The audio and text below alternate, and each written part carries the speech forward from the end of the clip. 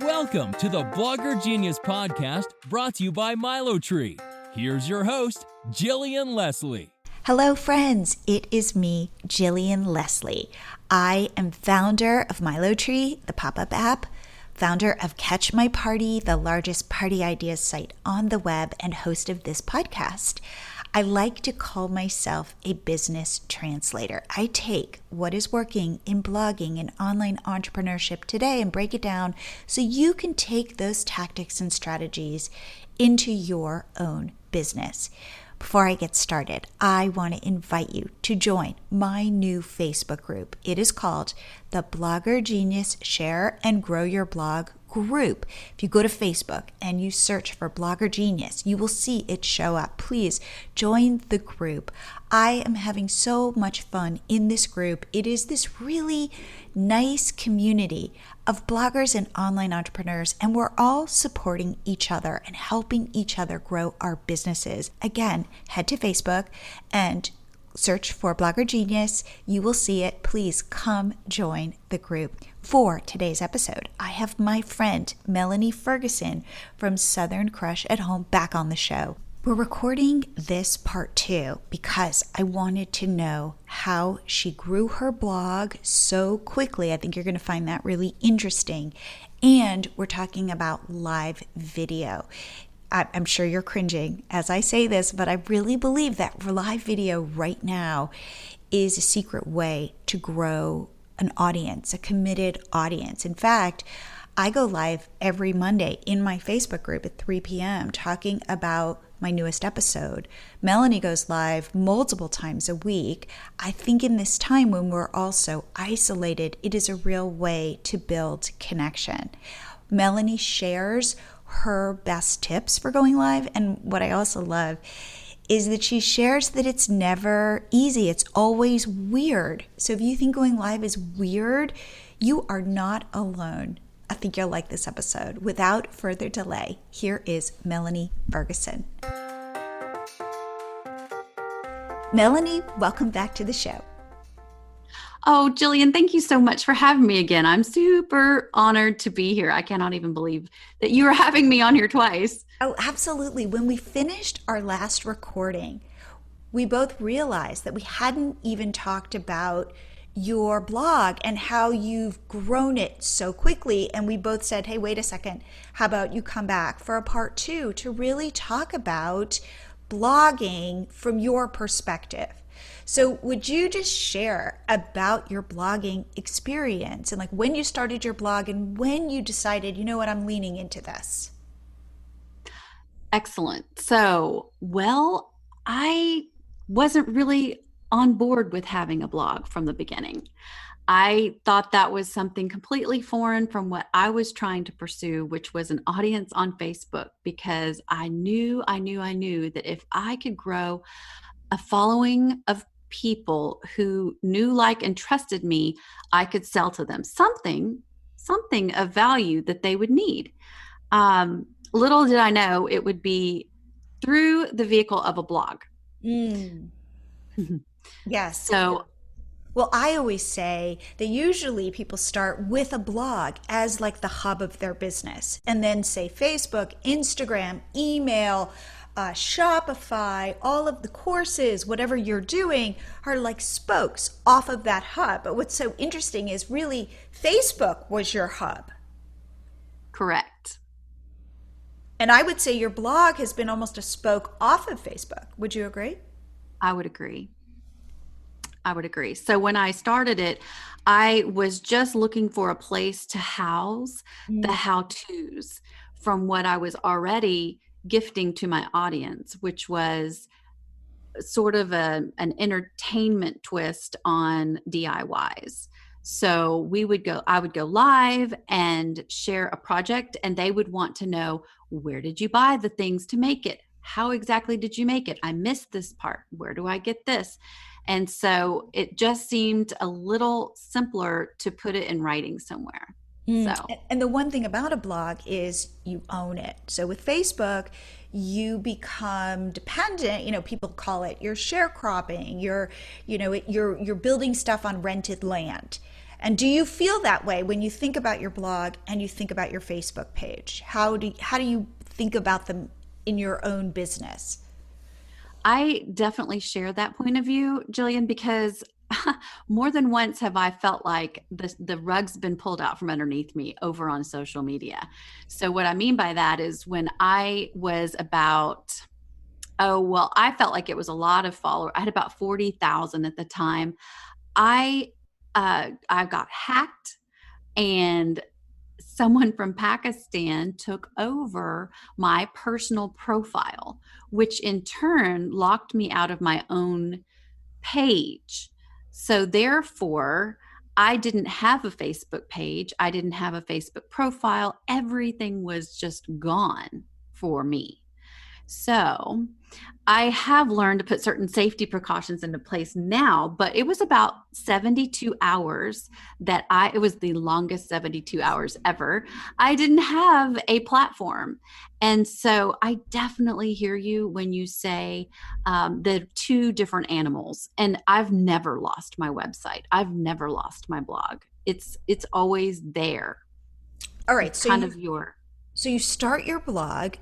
When did you start it, and when did you decide I'm going to really invest energy in this? I started it back in the fourth quarter of 2019. Okay, so about a year ago. Mm-hmm. When did you decide to really focus on it, lean into it? I knew if I was going to start it that I wanted to make it something, important to the business. And so, but I didn't know exactly how to connect all the dots. So I just started throwing things on there, just like most bloggers that don't know what they're doing. They just started, they think it's a diary. I did all the wrong things right off the bat, with the cutesy titles and the things that were punny, and just didn't have a clue about any of the details. But I was putting content out there, sending my people over to look at it. I had that part down. Then I learned about, ad revenue, and I was going, this is one of the dots started to be connected. And so I knew that I needed to get more education on how to get more page views over to the blog. And it wasn't going to be all from my audience.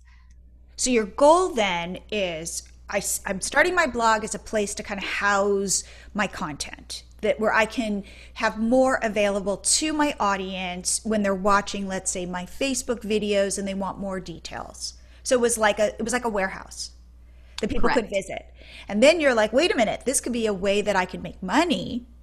So I need to figure out how to get page views. And did you know anything about SEO, or like, how did you start learning? So I had a few coaches online, in the online space, and they would, like, all of them would just kind of touch on blogging. So I'd have to take a little bit from here and a little bit from there. And quite honestly, a lot of them tended to conflict. So I spent a lot of time on Google and a bunch of different sites, just trying to learn what my blog was going to look like, because I believe that they are something fluid that you can meld and form into whatever it is you need them to, like whatever you need them to do for you. And I think everybody's is a little bit unique and different. So once I figured that out, I'm still learning. And what I discovered was that it was so amazing that this blogging world existed that I didn't even know about. And it was just very similar to my real estate career. People that are looking from the outside don't really know what it's about until they're inside. And it can go so deep. And there's so many different ways you can make money. And the same with blogging. There's so many different ways you can make money.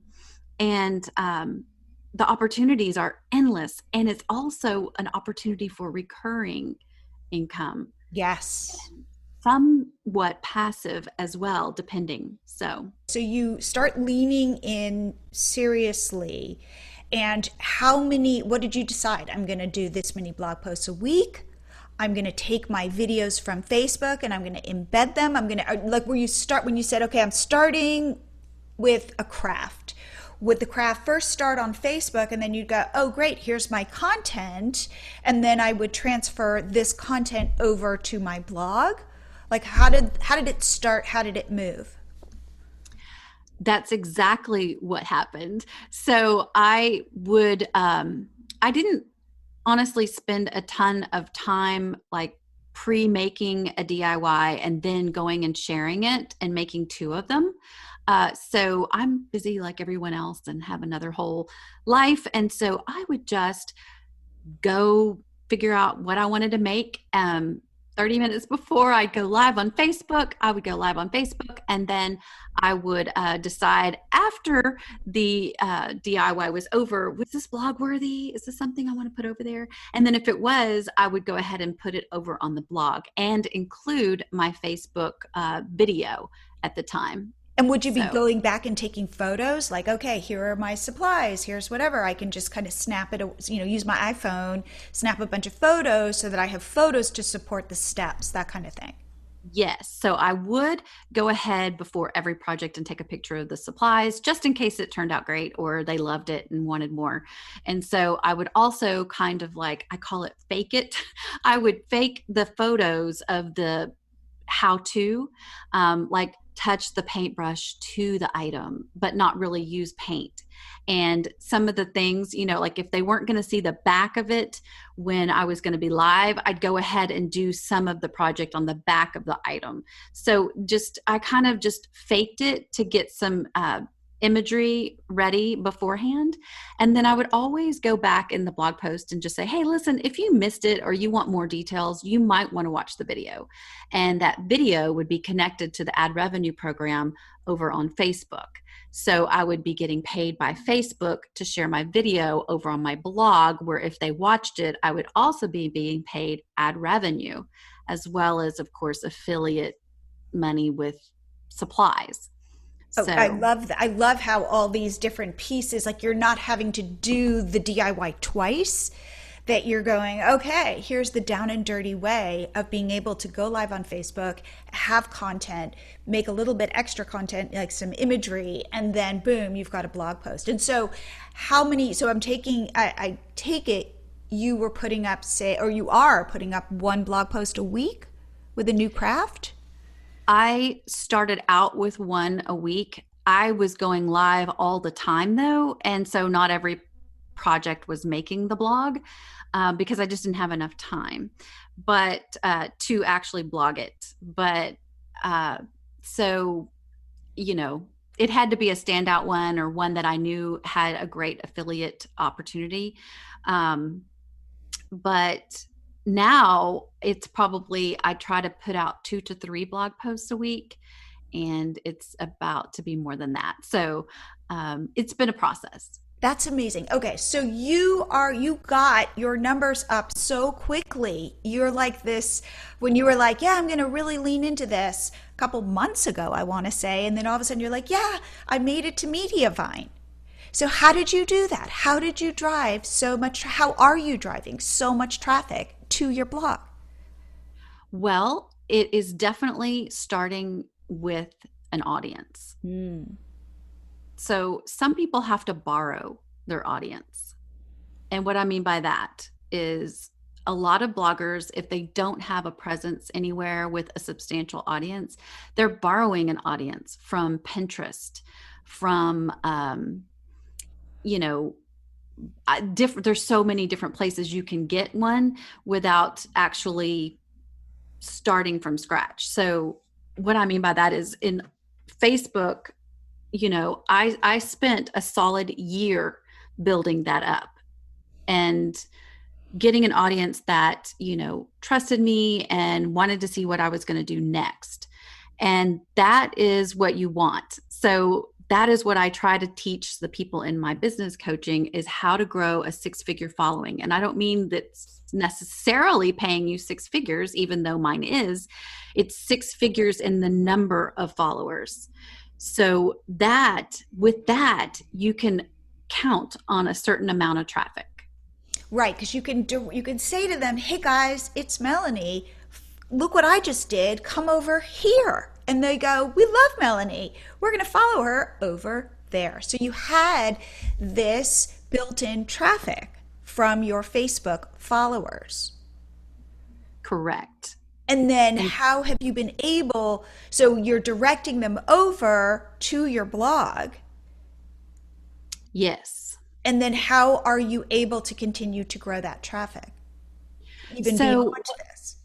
Yes. And so it's not funny. Now, I mean, I can look back now and say it was funny, but it really wasn't funny. But the funny thing is, I had been purposely growing my traffic to my blog because I wanted to qualify for MediaVine, which at the time was offering opportunities for people who had 25,000 sessions to their blog. And so right when I hit it, I was super excited, and I woke up and I looked and I went to apply. I had the application up and everything because I was ready to do it that Friday, but then I was shy by a couple people. And so I waited, and then I hit it like Saturday, and then Sunday I was like, I'm going to apply on Monday. And Monday was the actual day that they pivoted and made the session minimum 50,000 sessions. So that was a gut punch. And I just was faced with the decision, do I just say what the hey and who cares and just kind of just slowly keep doing what I'm doing, or do what I did, which was dig my heels in and say, I am going to qualify and I'm going to do it faster than anybody, right? So I turned around. It took me that full year to get the 25,000 sessions once I actually, leaned into it.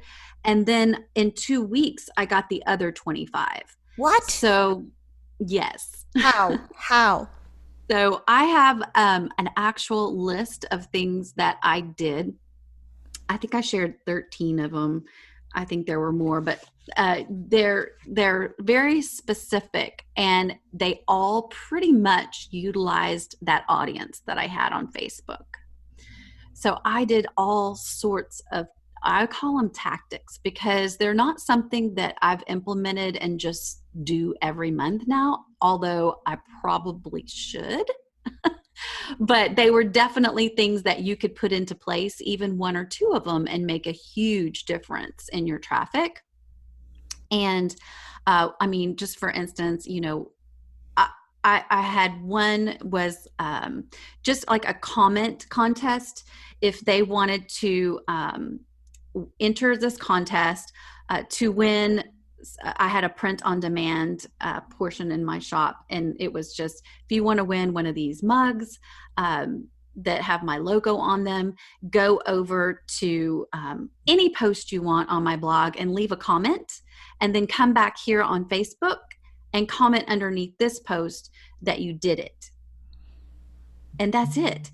And I had hundreds and hundreds and hundreds of entries for that, which led to page views and sessions. And so then on that same contest, and that went on for a week, I said, you need to do it every single day for a week. And at the minimum, you'll have 5 submissions at the end. So that means each person commented 5 different times on my blog. Then I said, okay, some of them were asking me, Melanie, hey, if we comment more than once, can we enter more than once? I'm like, oh yeah. So several people commented multiple times. That was fabulous. Then when I said, okay, I'm going to post the winners, I gave away 5 mugs.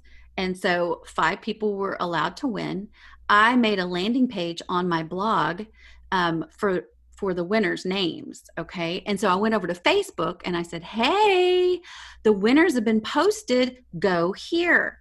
And so every single person on my page again was rushing over to my site to see if they were a name on there. Right. That is brilliant. Okay. And then it got even sweeter, because the next morning I said, Okay, y'all. I posted a picture of my dog, like looking really sad. And I go, Sadie is so sad. There's some people who haven't claimed their mugs. And so a bunch of other people, because you know how Facebook doesn't show everybody everything all the time. So a bunch of other people went and checked to see if their name was on it. And they came back and they were like, man, I wished it was me. You know, I wouldn't not claim my mug, and so on and so forth. And then on the third day, I came back, and this is all part of the same promotion. I said, all right, y'all, I am going to give away 5 more. Because I sat and thought about to myself, I was like, this is stupid. Like, I could totally do 5 more.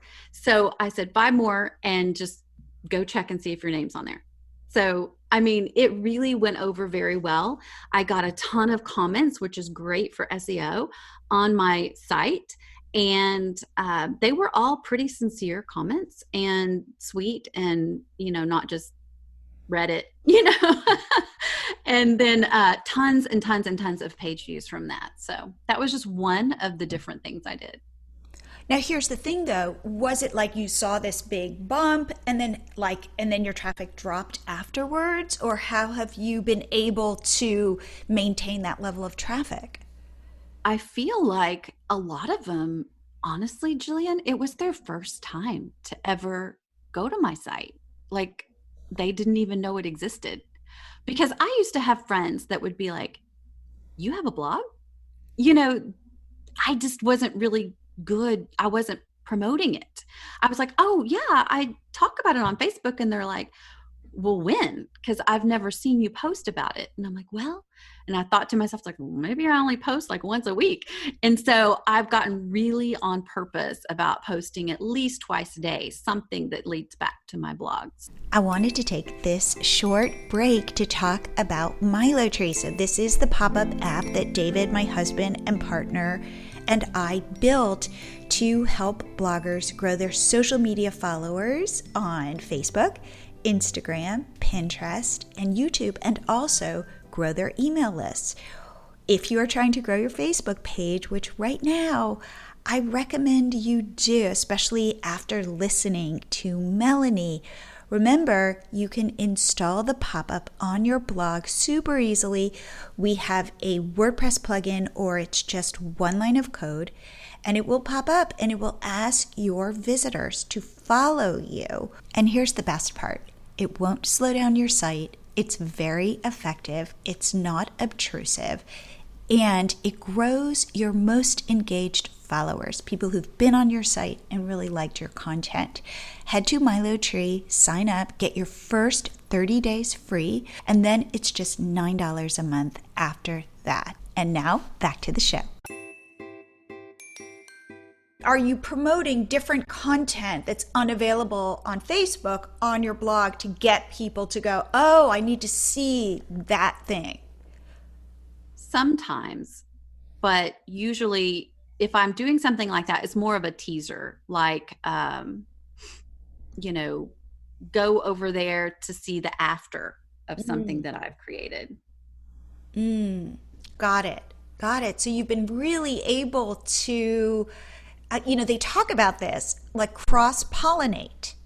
And now, like just by doing those contests, those giveaways, it's like, I think you're right. Now people go, wait, Melanie has this whole other thing that I'd never explored before. And so because your people are loyal to you, they're not just popping over to never come back. Kind of like on Instagram when you have all these giveaways and it's like, go follow this account and go do this. And those people will ultimately unfollow because they have no connection. They just want to win the iPad. And so your relationship with your audience, I think, is so much more intimate and connected that people go, oh, this is a whole other facet of Melanie rather than I'm just doing this to win a mug. But I want to win Melanie's mug. You know, I want that connection. So I think that has been, that's so interesting. So now when you think about your blog and you think about your Facebook page, where's your allegiance? I feel the most sincere love from the blog. And then not that the people on social media aren't sincere, but there's so many more of them that it's hard to pick out the sincere ones because there's just so many more of them. So as you look forward in terms of building your business, are you leaning in harder in your blog right now? Definitely right now.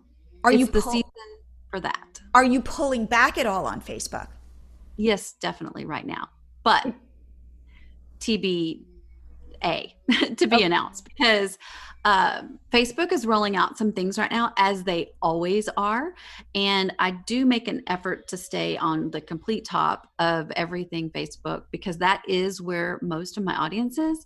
And so they are about to monetize live video. And as much as I have pulled back on live video because it's exhausting, and you can do just as much with pre-recorded video, like repurposing your live videos, as opposed to going live every time, that I've been leaning towards that and just putting things in the ad revenue, because you would get paid for recorded ones, but not for live ones. But now that they're about to flip-flop that, it may look a little different as opposed to pulling back. I might be leaning in again. I don't know. Okay. To be determined. Okay. So we'll see about that. Now, could we talk about live video? And Sure. Do you think that live video has been your secret sauce to growing such an enormous audience on Facebook? 1,000%. Okay. Can you say that? Can you say that again? Because I want my audience to hear this. 1,000%. There is nothing that takes the place of live video. Nothing. And I would argue that in coronavirus, it's even more important. Before I pressed record for this, you and I were talking about how weirdly we're almost preferring, say, showing up on Zoom or seeing your face on video rather than even seeing people in real life, because with masks and social distancing, all the norms have changed. And it feels almost weird. Whereas at least seeing your face on Zoom, as I'm looking at it right now, I feel a connection to you. And I'm missing that in my own life. So we do coaching groups, and my coaching group we were doing a session this week. And at the end of it, they were like, oh, this is great. And I go, no, you guys don't understand how much I get from this, because I get to show up with like real people in real time and talk about something beyond what's going on in the world and like help you guys grow your businesses. And there's something so satisfying about that. And so I feel like live video today is probably even more powerful than before we were all kind of locked down in our homes.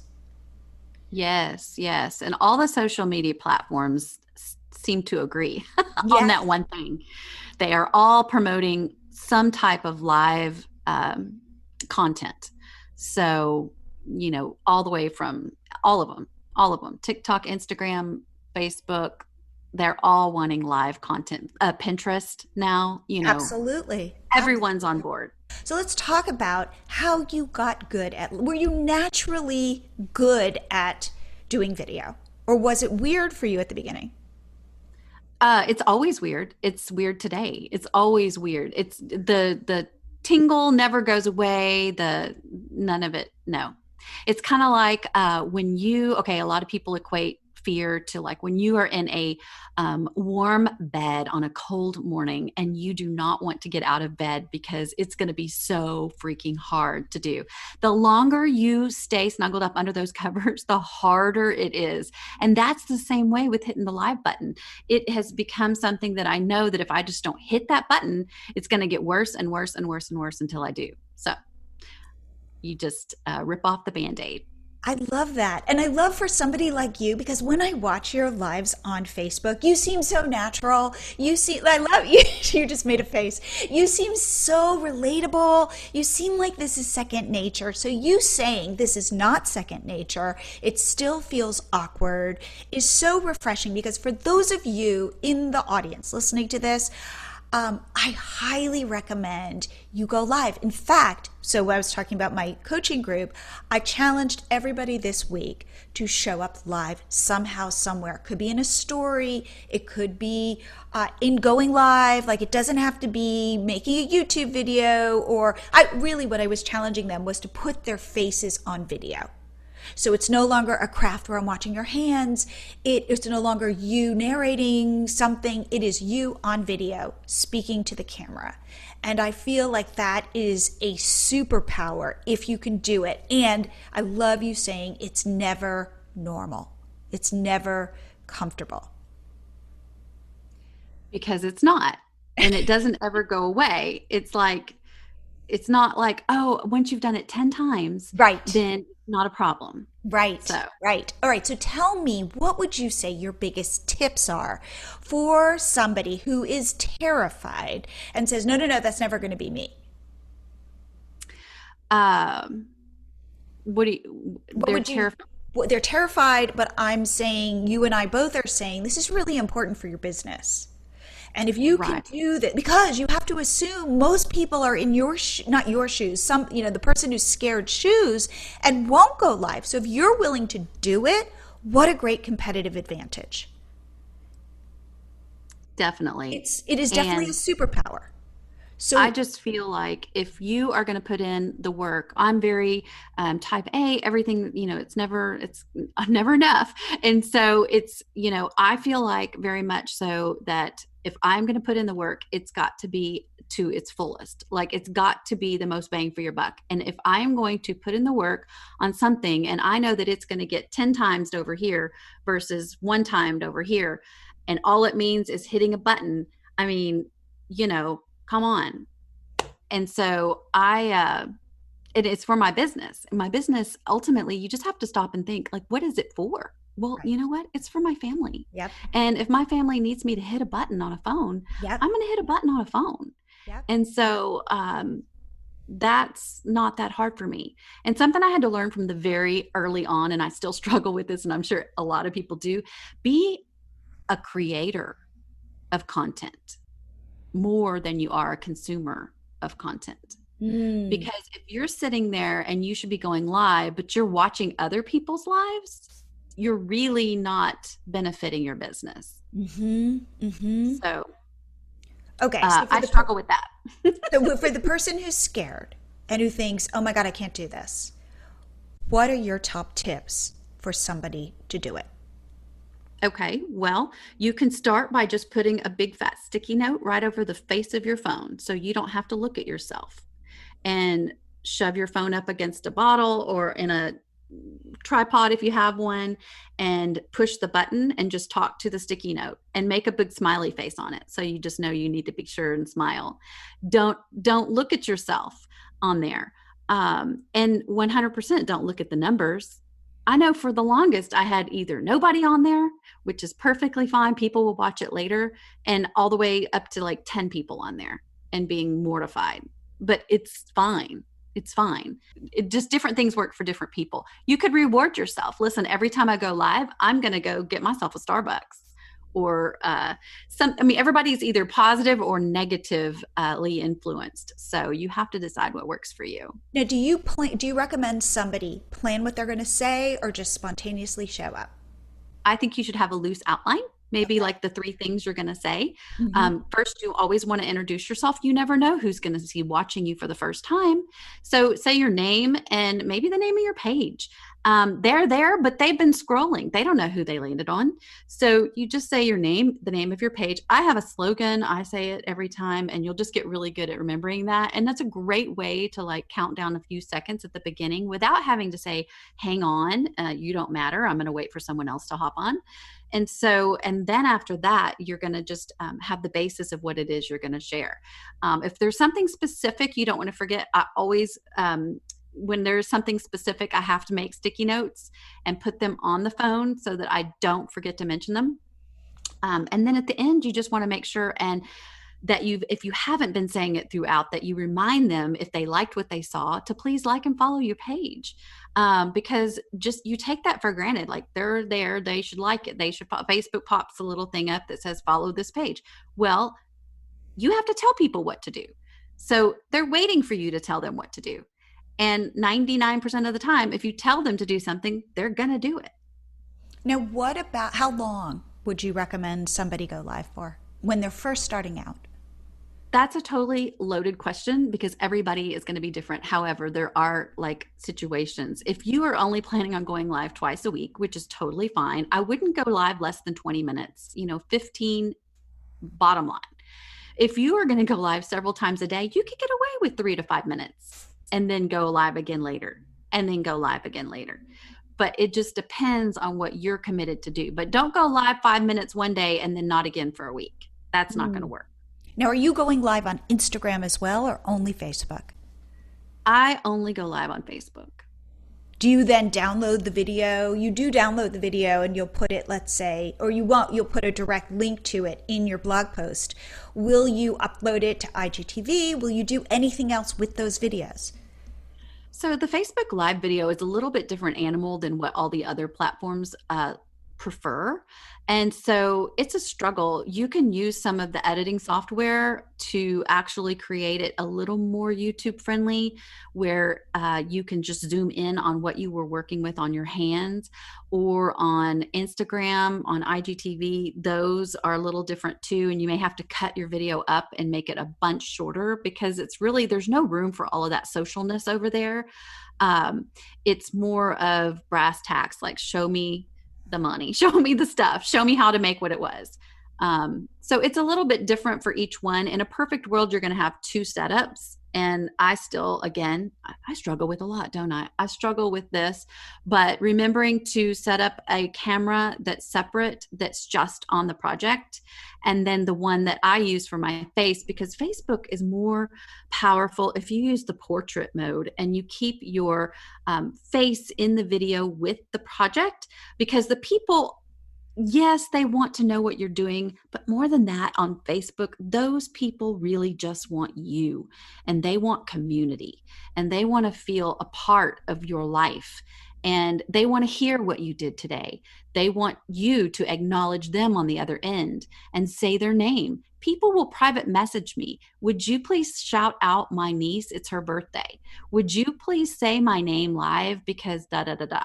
So they're more of a communal situation. Whereas over on YouTube, obviously, they don't even care who you are. It's literally, show me how to make that. I don't need to see your face. And definitely you don't need to say my name.